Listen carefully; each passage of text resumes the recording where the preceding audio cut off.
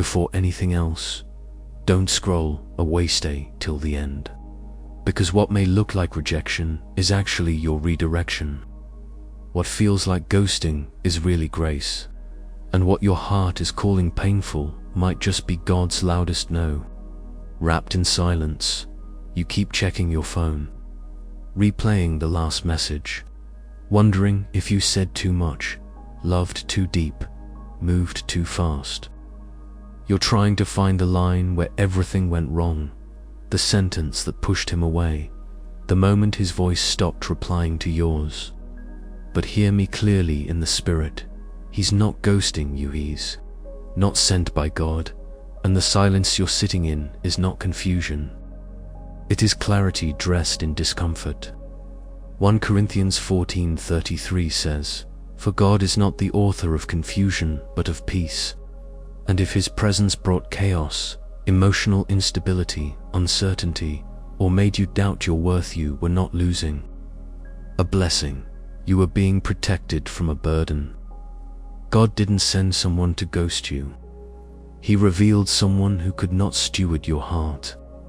And though it hurts now, this is God rescuing you from spiritual delay.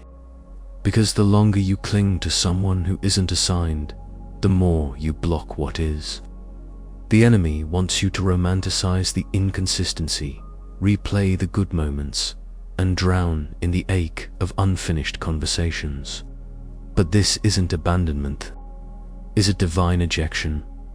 God removed what you couldn't release, and it had to be quiet so you wouldn't be tempted to stay by persuasion. The lack of closure isn't punishment, it's protection. Because if you had closure, you'd reopen the door. But God let him disappear so you could finally look inward and see that love shouldn't have to be decoded. Love sent by God won't confuse you, manipulate your emotions, or vanish without explanation. And yes, you deserve a response. Yes, you deserve truth. But heaven isn't going to let you stay bound waiting for human decency that would never lead to divine destiny. Proverbs 4:23 tells us, "Above all else, guard your heart, for everything you do flows from it." You were willing to open your heart. That wasn't weakness, that was bravery. You were vulnerable. You loved with honesty. You prayed before replying. You believed the connection could grow. But just because your heart was sincere doesn't mean his assignment was sacred.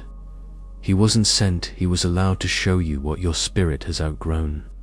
And that's why it hurts. You saw potential, but God saw patterns. You saw moments of sweetness, but God saw future cycles of suffering. You saw possibilities, but heaven saw potholes.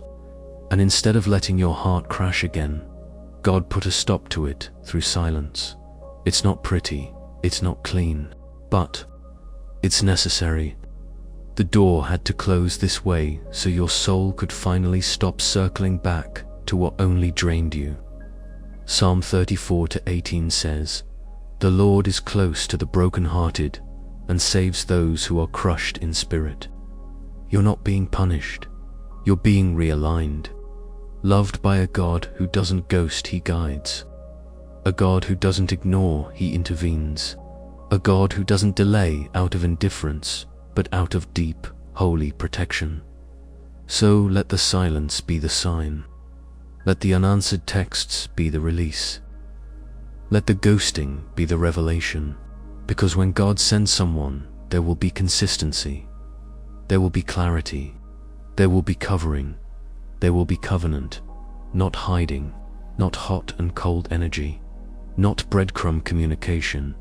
And most of all, not confusion. If he left quietly, God is speaking loudly.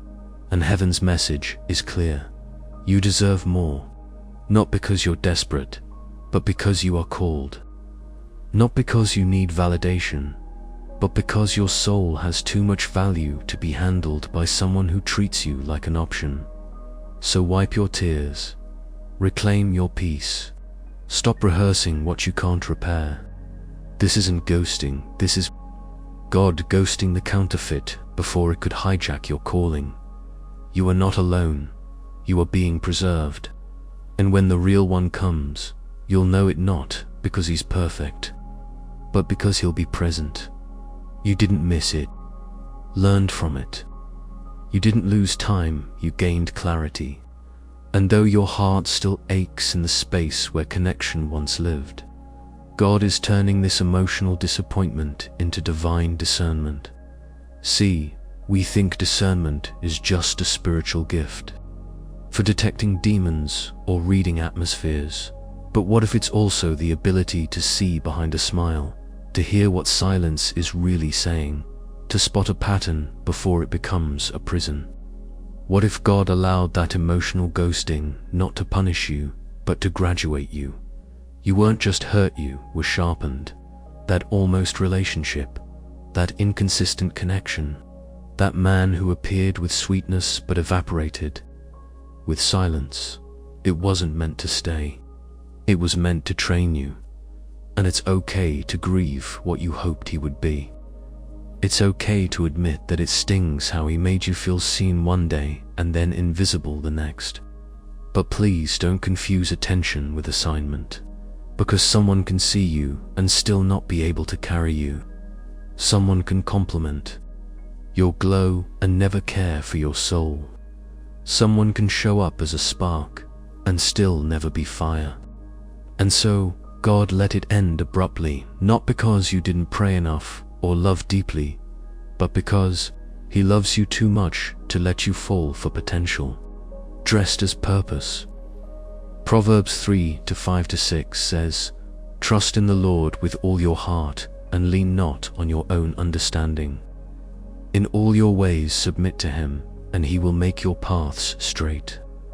That means even when the path twists through heartbreak, ghosting, and confusion, it's still holy, still guided, still under divine orchestration. That's why you didn't get the closure you wanted, because heaven was trying to close something you would have left cracked open. That's why you didn't get the apology you deserved, because God didn't want your healing to depend on his words, but on his presence. That's why it ended without warning, because you wouldn't have left unless it fell apart. God knows your loyalty. He knows how hard you fight for connection. He knows that even when your spirit feels off, your heart tries to redeem people who were never assigned to your destiny. So he let the message thread stop cold. He let the calls stop coming. He let the energy shift. He let the inconsistency escalate until you could finally see it for what it was, not love, but a mirror of old wounds. And now you see it. Now you're stronger. You're no longer explaining away red flags or baptizing confusion as chemistry. You're no longer attracted to instability and calling it mystery. You're no longer begging God to fix what he never built. You're growing, even if your heart is still tender, even if the tears haven't fully dried. Your discernment is louder than your desperation now. And that's growth. That's maturity. That's God redeeming even the pain. Hebrews 5:14 says, "But solid food is for the mature, who by constant use have trained themselves to distinguish good from evil." That means discernment comes from experience. And sometimes experience comes from the very situations you wish you could erase. But don't erase it, extract the wisdom from it. Let it become the oil that anoints your future. Let it shape your prayers. Let it refine your self-worth. Let it remind you that God's silence after someone's disappearance wasn't abandonment, was agreement. Heaven agreed with your tears. Heaven nodded at your courage to walk away. Heaven stood by you when you attempted to chase someone who left. Heaven covered you in that moment when your phone stayed quiet, but your soul was screaming for clarity. And now, here you are, wiser, softer but not gullible, hopeful but not naive, ready for real love. Not because you're healed perfectly, but because you're now aware of what love is not. This time, you won't be fooled by intensity without integrity. This time, your discernment will speak before your heart runs wild. This time, your spirit will sense when something is off before your body even responds. And this time, when love comes, it won't ghost you. It won't confuse you. It won't trigger your abandonment wounds. Because God is not just preparing your future partner, He's preparing your inner compass to recognize what heaven actually sent. Ghosting didn't break you, it grew you. Letting go doesn't always feel like freedom. At first, it often feels like death. A quiet, slow, invisible unraveling of everything you thought would be beautiful. And the hardest part is not walking away, it's accepting that something you felt so deeply wasn't divine. That the way he looked at you, the conversations that made your heart leap, the comfort of knowing someone saw you, heard you, wanted you for a moment, all of that still didn't mean he was sent by God. That's a hard pill to swallow, because it felt real, and some days it still does. The memories don't just fade, they echo. The what-ifs don't just disappear, they echo in your dreams, in your scrolling, in your hopes. And that's where the soul gets trapped, in the overlap between emotion and revelation. You can have a feeling about someone and still be wrong. You can experience connection and still be looking at a counterfeit. And that doesn't make you foolish, it makes you human. But God is calling you higher. He's not asking you to deny your heart. He's asking you to surrender it. Because what you think is love, He sees as delay. What you're calling chemistry, He sees as compromise. What you're holding on to in your spirit, He sees as a test, and you've passed. Even if you cried, even if it hurts, even if you still miss him, you passed. Because you saw the inconsistency. You recognized the emotional gaps. You noticed how much of yourself you had to shrink to keep the conversation alive. You saw the signs. And now, heaven is applauding, not because you were perfect, but because you were brave enough to let go anyway. You chose clarity over chaos, peace over pressure, calling over craving. And you did it with tears in your eyes. You did it while your soul screamed for attention. You did it while your body still longed for His presence. But you did it. And that's how deliverance begins, not always with a clean break, but with an internal decision. I deserve what's aligned, not what's available. And even though it felt real, even though He touched a part of you you hadn't opened in years, even though it made you wonder, could this be the one? God saw something you didn't. He saw the future. He saw the inconsistency you would grow to resent. He saw the spiritual leadership that would never show up. He saw the communication that would only go so deep. He saw the cycle and He broke it before it broke you. Isaiah 55, 8-9 says, "For my thoughts are not your thoughts, neither are your ways my ways, declares the Lord." That means even your best guess, your best intuition, your strongest desire still needs to submit. And it's in that surrender that your healing begins. Not the kind of healing that erases the memory overnight, but the kind of healing that lets you remember without bitterness, that lets you scroll past His page without trembling, that lets you pray for His peace without hoping He returns. Because now your heart knows God's no is always an upgrade.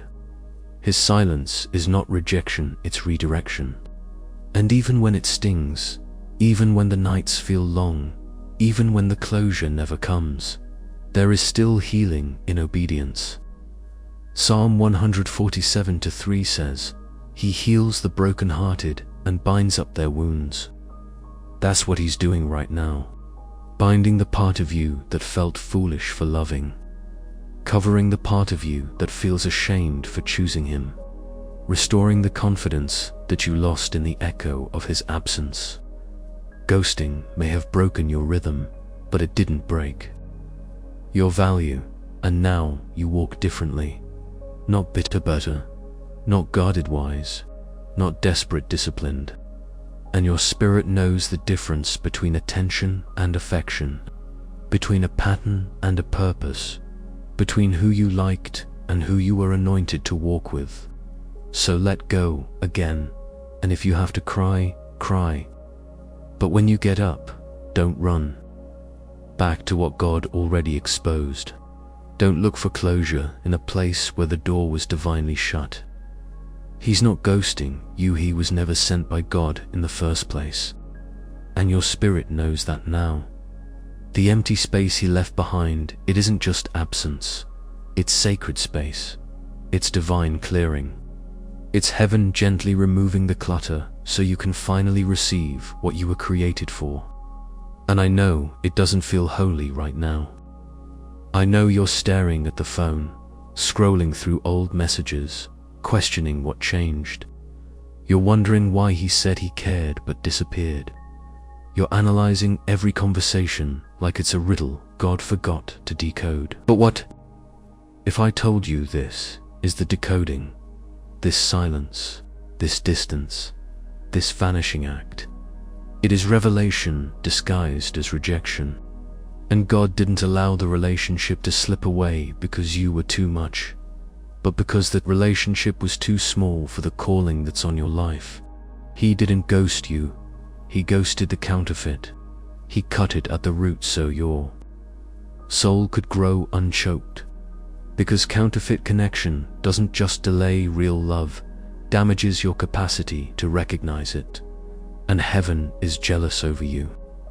God refuses to let you normalize confusion, to lower your standards so far that chaos feels like chemistry and inconsistency feels like excitement. John 10:10 says, "The thief comes only to steal and kill and destroy. I have come that they may have life and have it to the full." Full, not halfway seen, not breadcrumb conversations. Not a man who texts at midnight but can't be found in the light of your real life. God is restoring fullness back to your relationships, and sometimes restoration begins with subtraction. That subtraction hurts, yes, but pain is not always a punishment. Sometimes it's prophetic, sometimes it's the sound of shackles falling off. And though it feels like you're alone, you're actually in the middle of divine repositioning. Heaven is moving furniture inside your soul to make room for something real, something intentional, something aligned. And when the right one comes, he won't make you guess. He won't appear for a few weeks and fade into a ghost. He won't feed your fears while flirting with your future. He will arrive with clarity. He will speak peace into places you thought no man could reach. He will confirm everything God whispered to you in the quiet seasons. And most importantly, he will be sent. Sent, not stumbled upon. Sent, not forced. Sent, not chased. But until then, let this absence become your altar. Lay down your pain. Lay down the need to understand what happened. Lay down the fantasies of closure and revenge and what you would say if you had the chance. Romans 8:28 promises, and we know that in all things God works for the good of those who love him. That includes this, even this ache, even this confusion, even this silence, and especially this heartbreak. Because you didn't just lose someone, you gained discernment, peace, and proof that God is watching out for you. You gained spiritual muscle. You gained wisdom you didn't know you needed. You gained an unshakable knowing that next time you will not settle. And it's not because you're bitter, it's because you are finally clear. So don't go back to where your spirit had to shrink to stay. Don't replay the story one more time. Don't check to see if he watched your stories. he had access to your heart and chose absence. Let that be the only answer you need, and bless him but let him go, because someone's ghosting might be your gateway. Their absence might be your altar. Their silence might be God's way of saying, you've graduated. You're not waiting for confusion anymore. You're making room for covenant. I know the temptation is real. I know there are nights when the loneliness hits so hard, so raw, that you start scrolling back through old conversations just to feel something, just to see if maybe, just maybe, you missed something, a sign, a reason, a breadcrumb of closure. And I know what your heart whispers when you're exhausted and fragile. Maybe it wasn't that bad, but hear this with fire in your spirit. Don't go back to what broke you just because the silence is louder than the pain used to be. Don't let loneliness seduce you into entertaining ghosts, because chaos may be familiar, but that doesn't make it home. God's presence has never lived in confusion, and his covenant doesn't come wrapped in inconsistency.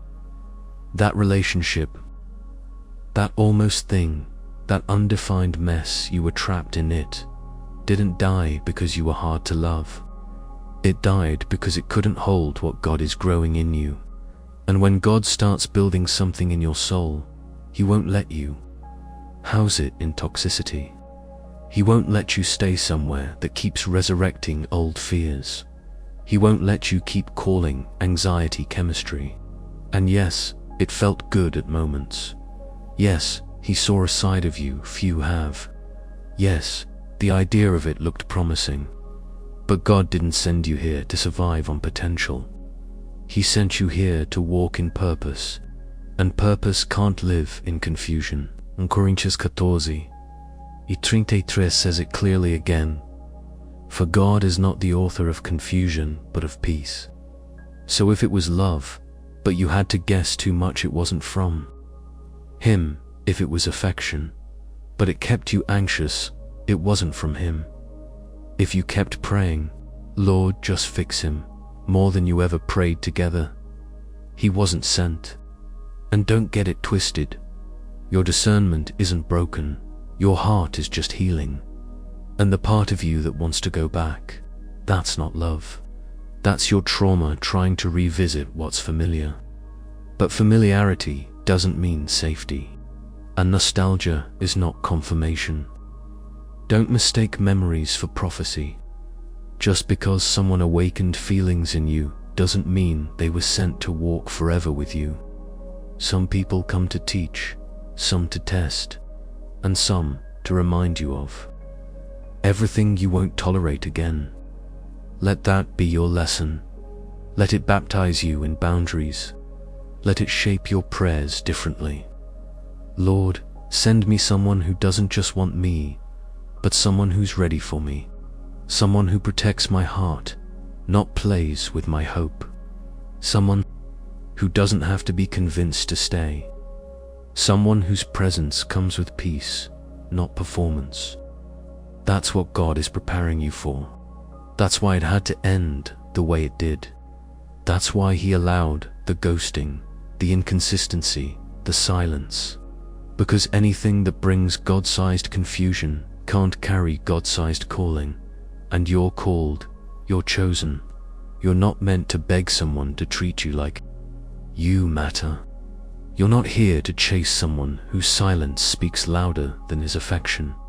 God is doing you a favor. And though it doesn't feel like favor, though it feels like abandonment, he is setting you free. Free from another year of almosts. Free from another month of begging for clarity. Free from a relationship that would have made you lose your identity slowly and quietly over time. So listen, peace is your proof. If it doesn't bring peace, it doesn't belong in your life. If it doesn't confirm your worth, it's not your covenant. If you have to shrink, guess, second guess, and apologize for being too much, then it was never love, it was survival. And you don't have to survive anymore. God is not just healing your heart, He's correcting your compass. So you'll never call chaos home again. You'll never settle for someone who leaves you questioning your own value. And the next time someone comes into your life, you'll know they were sent. Because this time, they'll come with peace in their eyes and presence in their spirit. No ghosting, no confusion, no guessing, just peace. Real, divine, covenant peace. There's a quiet fear that creeps in when you've loved and lost. What if that was it? What if I don't feel this way again? What if he was the only one who wanted me, saw me, touched something in me I didn't know was there? That fear, that whisper in your mind, it is a lie. A spiritual deception meant to keep you tethered to something that already expired. A lie designed to rob you of your future by romanticizing your past. Because here's the truth. Just because it was intense doesn't mean it was intentional. Just because it stirred emotions doesn't mean it was a covenant. And just because you don't see what's next doesn't mean God is finished writing your story. You're not too late. You're not too broken. You're not too complicated. And you have not missed your moment. Isaiah 62:22 says, "When the time is right, I, the Lord, will make it happen."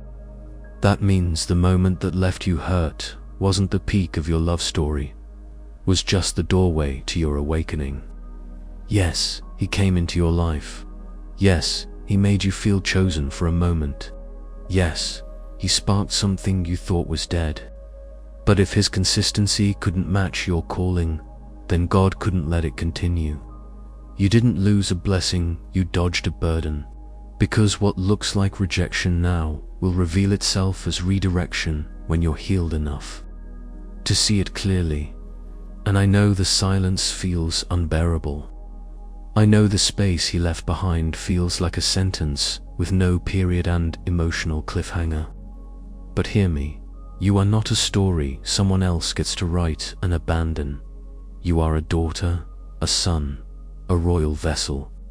And God doesn't let royalty sit in ruins forever.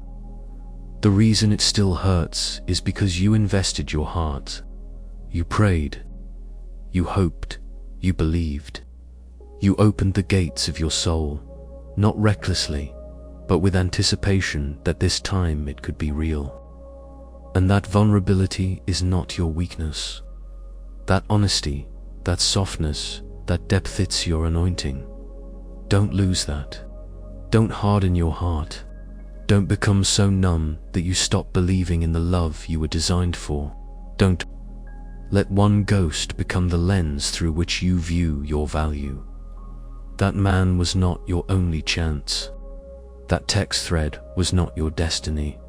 That spark was not your ending. It was a lesson, and God is still good in the loss. You don't need to manipulate God's will to feel loved. You don't need to earn a man's consistency with your emotional labor. You don't need to revisit what God already exposed. You are not behind. You are not disqualified. You are not abandoned. You are becoming, and heaven is still invested in your becoming.